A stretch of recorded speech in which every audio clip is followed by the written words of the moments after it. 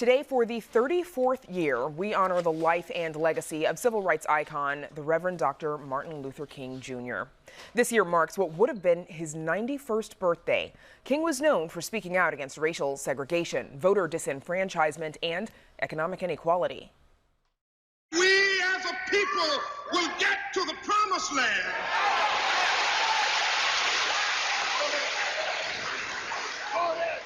So I'm happy tonight. I'm not worried about anything. I'm not fearing any man. Mine eyes have seen the glory of the coming of the Lord. And here to talk about the life and legacy of Martin Luther King is a man who marched with him, Paul Adams III, founder and executive chairman of Providence St. Mel's School. Welcome to Chicago tonight. Thank you. Thank you. How was it that you came to be involved with the civil rights movement? Very early age, I met Dr. King at a career assembly when I was 14, a sophomore at Lab High in Montgomery, Alabama. And that meeting changed my life. How so? Well, you know, when I saw him, I knew I wanted to be like him. He was that role model.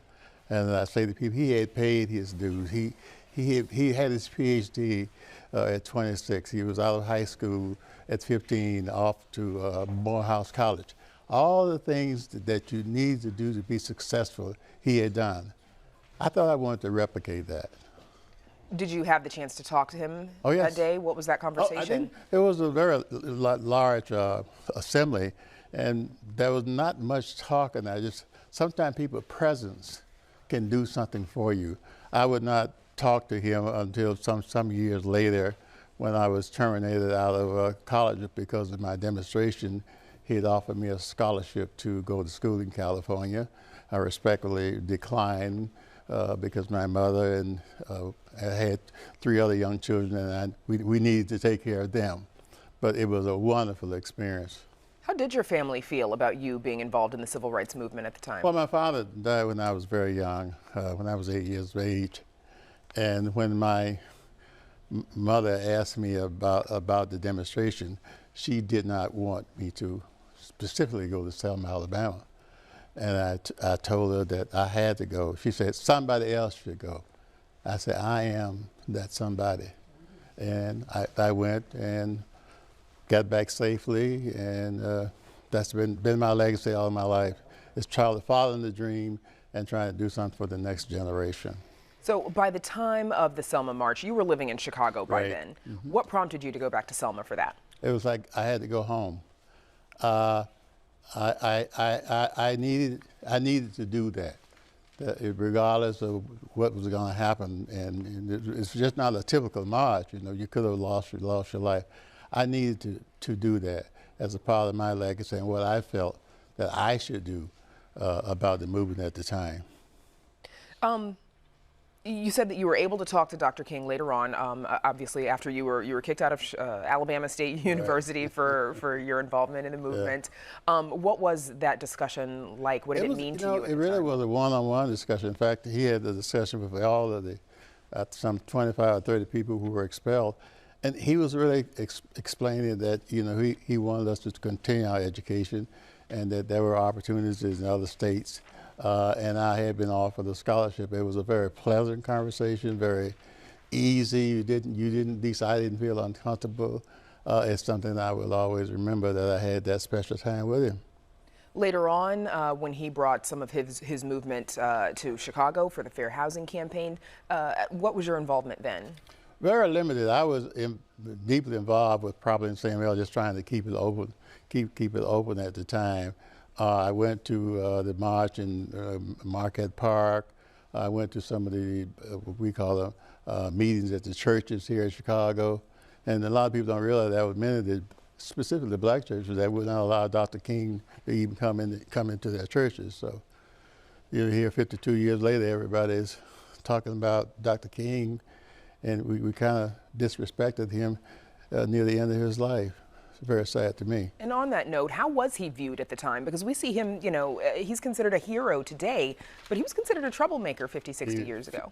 Yes, there's some report I read that was 75% of non-approval of his actions at the time, which just sounds ironic that here now we all celebrating that an assassin bullet had to silence him for us to love him. Really, to me, it was kind of sad. What do you think he would say about the current status of civil rights and equal opportunity? I think he would be a little disappointed. Maybe that's my saying it mildly.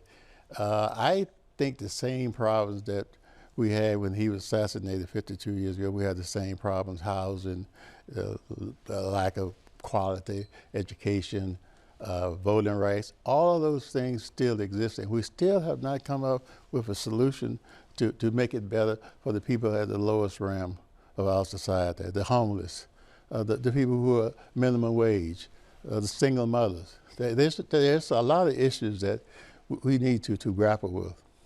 What else do you think has changed for the better since the civil rights movement? Well, I don't want to sit here and say there haven't been any changes. There have been some improvement. There's much more access. There's less tangles you get into certain universities and so forth. But there are just so many obstacles about finance and not having the proper credentials to get it. We still have that foot on our neck that we say there is access, but intellectually there is not that access. What needs to be done to allow that access? What needs to change? People ask me all the time. If we educated our children, that would be a big step. I mean, that would be the piece that's so simplistic. But think about it. Education is a dead barrier that moves us all up. I came from the generation of the Dr. King that pushed me up. I've been trying for the last 50 years to do the very same thing, pushing the next generation up. We need to have more of that. We need to have people more dedicated to making sure that our children are successful. You've been the force behind Providence St. Mel for a very long time, as you said, even when he moved, even when he came, a few years, even when King moved his campaign to Chicago, shortly thereafter, you were working on Providence St. Mel or working there. How did your activism inform your career as an educator? It was a direct connection between the struggles that I had in college, directly connected to my struggles at Providence St. Mel. I mean, most times, if something is really worth having, it's worth sacrifice. It's worth the dedication. It's worth the hours. You get nothing from nothing. You really have to put forth the work. And so, as a result of me having that kind of attitude, I can expect that same kind of attitude from my students. You have to work. You have to dedicate yourself to moving to the next level.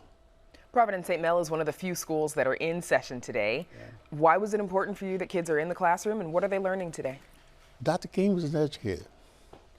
I just could not understand why we would celebrate an educator by closing school.